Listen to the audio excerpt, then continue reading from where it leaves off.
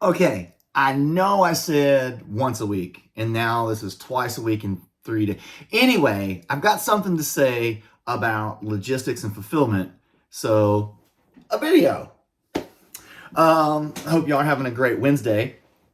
I wanted to talk a little bit about logistics and specifically fulfillment partners within, again, specifically the Kickstarter crowdfunding fulfillment, because it varies quite a bit depending on like if games were going into retail, and how that process kind of works versus fulfilling, say, a large Kickstarter project.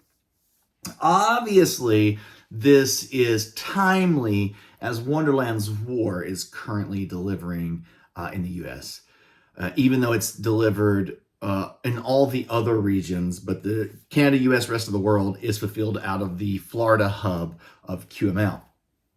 So I wanted to chat about this because, oh, I just kicked my disc. There's a lot of commentary over on the Wonderland's War comment section that is just wrong. A lot of it is just absolutely, objectively incorrect. Now, I want to make it clear, Wonderland's War is the only Druid City Games project and game that stayed with Skybound. They wanted to keep it. And so I don't control any of the decisions made around the project anymore. Those are held with Skybound. But that doesn't really change the fact that I'm still involved and know a lot about it. And obviously it's still our game that me and my team designed and produced and put out. So now that that's out of the way. So let me talk to you a little bit about this process. And again, in hopes that more education, more firsthand knowledge, secondhand, because I'm telling you, I got, what I'm saying. More direct knowledge will help people understand how the process works, so they don't come up with these wild conspiracies and just start throwing accusations out. Now, Wonderland's War has been in the QML warehouse for, this is, again, it's complicated, but a month and a half, 6 weeks roughly. But not all of it was there because it's such a big project. It came in on multiple containers.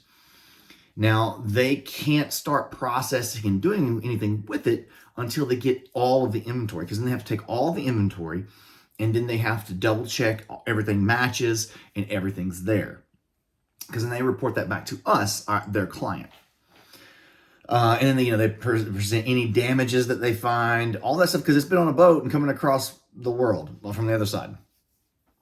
Then it has several steps it's got to go through. Then it gets into essentially the queue, right? Because they have other projects where I'm not their only client. And then that's when, fulfillment can start. And so there's like the processing, then there's staging, and then there's actual fulfillment. And there's, I'm probably really overgeneralizing those steps, but those kind of are some of the big buckets. And what you're going to see is, and then all that has to still happen while they're also fulfilling all the other projects. So like when they say we've started, the process, that typically means the staging process, right? Because the processing happens just to do the inventory and a lot of that kind of stuff. So staging is still especially for big projects with a lot of volume, like Wonderland's War, it can take days, sometimes a week, maybe longer, depending on their bandwidth. Which brings me to a really good point, and one of the I think this is the crux of this conversation. I think this is where you can really gain some knowledge. So what these fulfillment companies do is they know their bandwidth. They know how many projects that they can have come into their warehouse, because it's its own game, right? It's its own management game. They have so much space to put stuff in, to leave space to work in, to have space to send the stuff out, right? Like it's a whole thing. And so what they'll do is, as they're talking to their clients and they're seeing what's scheduled to come in, they'll say, okay, so like, for example, in January, we can handle these 10 projects. In February, these 10, in March, these 10, okay? But the problem is none of that. It should, if everything goes to plan, those things, and the majority of the time, for the most part, they do, right? The majority of the projects. But there's a lot of reasons why, a lot of variables around why those projects, that first 10 projects in January, could go from, did those 10 hit our doorstep? No, they did not. Only 2 of them hit our doorstep. So now 8 from January have spilled over into February. Now you got 18 in February. Oh, well, February gets here and only 2 of those 8 made it through. Oh, and by the way, 8 more from February didn't make it.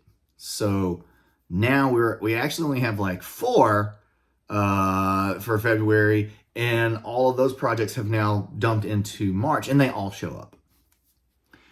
And so that bandwidth that you had planned, right, between your employees, between the servicers that you work with, like FedEx and some of those other places, they all have bandwidth constrictions. And so, I don't think a company like QML is ever going to come out and say, hey guys, we're too busy, we can't handle it. I mean, that's not something that companies would do. And it's not their fault either, right? I hear some people, you should just staff up. Well, you can't just staff up on a moment's notice, because you have to train people, you have to know what they're doing. So you have to really work with the bandwidth constraints that you have within that capacity. And so, like, you'll have seen, I know people can pay attention to the Twitter feed of like a QML and see that, Return to Dark Tower, Foundations of Rome, Super Fantasy Brawl 2, Wonderland's War. These are all enormous, huge projects. That's also mixed in with a lot of smaller projects. And, like when people get really upset, this is taking longer to ship the games than they anticipated. First of all, it only behooves QML and the creator to get the games out to you as quickly as possible. There's no reason to sit on it. There's no conspiracy.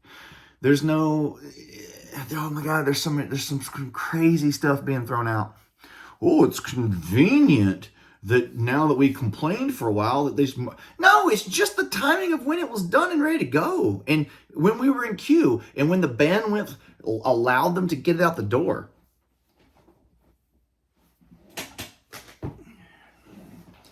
And so, but to understand that that's how this can also happen, right? Like, this is how the delays can get stacked up against them. And they had it planned out. They planned it out nicely. It just, the variables swung hard into this area, and that's how it works. And so some of the things that you do as a client, right? Like there's processes to all this stuff. We work with them on getting the games onto boats from our manufacturer. Then there's a schedule for that. That hits, and before even that happens, we work with them on where all the, where do we need our games? Because we've got 10,000 backers or 10,000 customers that are going to get the game. 25% are here, 30% are here, 45% are here, 10% are here. I don't know if that math adds up. Sorry, I just threw stuff out. But you get my point, right? That tells us how we break the shipments up and where they need to go with the other partners in other regions of the world, right? Then it's put on a boat. Then it comes on a boat. While it's on the boat, we generally know they prepare the individual shipping manifest. And so it's like, okay, well, here's what this is going to probably cost individually from our location to all of the backers in, say, the U.S. It's going to be $58,722.88. So we have to pay that up front. Okay, so we front that cost. If it ends up being less for some reason, then we get a refund and that moves over and we get some credit. That rarely happens. Sometimes it does, because what they're doing is they're saying this is the estimated cost, right? And it hasn't been charged yet. Say like if they're partnered with FedEx. So then once they actually go out, then it's reconciled, and any difference, whether you may owe some more or you may get some back. And generally it's you owe a little bit more. But that's also why it's so important to verify your address. That's why it's important. That's why we typically have to charge you if you don't update your address and it gets sent to the wrong address and then it gets returned. And then people are like, well, you still need to send me my game. It's like, yeah, but we already attempted to send it and we paid for that. We paid for that attempt. Whether it came back, whether you got it or not, we still had to pay for it to go there. It's already been paid for. So now, because of no fault of our own, because we've asked you to update your shipping information several times and you didn't, or it changed for whatever reason, that's why we typically have to reach out and ask you to pay for it. Now, if it was a fault of QML or ours, obviously we pay for that. But that's generally kind of how that works. And so, if you see a kink in the system anywhere, it's typically because one of those things didn't get taken care of. Whether, the manifest was wrong, whether the payment didn't go through from the company to pay for the pre-fulfillment, whether there was a problem at the port and, we had a container that was randomly selected to be audited. There's nothing wrong, right? It passed the audit and went through, but they at the port, they'll randomly select containers to audit and check. And they charge you for it. They charge you for every day that it takes them to go through and do the audit and the time that they use. And it's not cheap. We're talking thousands and thousands of dollars, for something that you didn't ask for. It wasn't needed. And I don't understand how it's legal for them to randomly select people stuff that they have no warrant or no cause to think that there's something wrong with it, and then charge them for it. That should be, I understand that we're checking for safety and things like that, and it's good that that's being done, but isn't that like a government service that's the taxpayers are paying for? Why is that being passed along to business owners? That doesn't make any sense, but I digress. Because there's nothing we can do about it, so you just have to eat it. Yay. But generally that's the process, right? And there's not anything involved in it that is conspiracy or lying, or like people don't know what they're doing. That's just a bandwidth thing, man. It's just a bandwidth thing. And if things get pushed back and the accordion pushes in and everything's crammed into one tight window, it's going to be really stressful for that fulfillment company. They're going to be disappointing not only their client, because we want, do you know how beneficial it would have been for you? Because I'm sure some of you backed Wonderland's War in the US, to get Wonderland's War while Tidal Blades 2 was active. Once people get their hands on that production, they're going to be blown away. It's amazing, right? So for people to see, oh my God, I know this was delayed, but holy crap, look at what this is. This is freaking amazing, right? That would have definitely boosted the sales of Tidal Blades 2. It's just part of how we humans work, right? We get excited when we see things and we're like, oh, well, if that was this good, I want this one. And I'm sure people that get that and they didn't back the campaign will come over and check out the pledge manager and get in if they want to. So it's not all lost, but it's not the same, right? It's not the same. So I would have personally had a big benefit if it would have got out the door. Obviously, all the customers who've seen everybody in Europe, everybody in Asia and Australia playing their games for the last 2 months, it's annoying. It's frustrating. But there's literally nothing anybody can do about it, right? There's a line. The queue takes as long as it takes, and there's nothing we can do to speed that up. Nothing. Trust me, I asked. I tried to bribe. I tried all the things because, again, it would have been very beneficial to me personally, to Tidal Blades 2 specifically, had people had Wonderland's War in their hand. So, anyway, I just want to demystify a little bit of this stuff. Again, this is what a lot of these videos are going to cover. It's going to be, sometimes it'll have some updates about some of the projects, and then other times it'll just be like industry issues that I see and that I can at least give you an insider's perspective of. And my perspective is not the only perspective. My perspective is not 100% truth. I'm not saying that either. Because even when I go to say like Gamma and I talk B2B, like it's amazing to see how so many other companies do things differently and have a different way of getting things done. But there are some standard truths. Like there are some caveats and things that we all share across the board that are pretty tried and true, right? So that's pretty much it. I just wanted to, again, just give you that information. But everybody's getting the confirmations are rolling now for Wonderland's War. So you should have that if you're waiting for it in the next week, which would be awesome. And then Wonderland's War is coming to retail at the end of the month. So if you wanted to pick up a retail copy, you'll be able to do that. I would get them.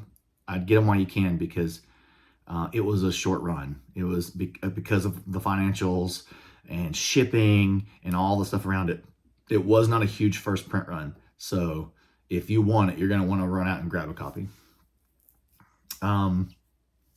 Upcoming videos. I'm going to have an upcoming video about Bloodstone. I know there's some people who care about that sort of thing. Going to have an upcoming video on, oh God, what was it? My brain just went dead. It was, talking about inserts and game trays and that whole process and why we're making the choices that we're making on Title Blades 2. And then I've got a couple other things, but if there's industry topics that you would like my input on, video ideas, things that you want me to cover, throw them in the comments. I am happy to consider them. I'm not going to obviously be able to do everything. And there might be some things I don't have good experience on. So I can't provide a good perspective. So who knows? But I generally, and maybe I reach out to some people and invite people on and that do have that experience and I can talk to them about it so that you do. Because the thing that's crazy to me about our modern day situation, and this is starting to get ranty here a little bit, but like the death of expertise. Like I don't know everything about everything. You don't know everything about everything.